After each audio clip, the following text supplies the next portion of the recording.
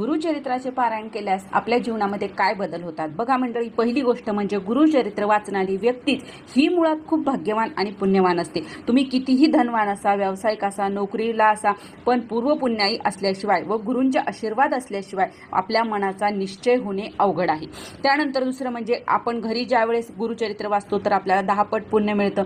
जर तुम्ही दत्तक्षेत्रामध्ये, मंदिरामध्ये याचे वाचन केले तर 100 पट तुम्हाला फळ मिळते, कारण ती दत्त महाराजांची पुण्यभूमी असते, हे कधीही विसरायचं नाही. त्यानंतर तुमच्या मनात कुठलीही इच्छा असू द्या, मनापासून संकल्प करून गुरुचरित्र वाचल्यास ती 100% पूर्ण होते, असा शेकडो लोकांचा तोडगा अनुभव आहे.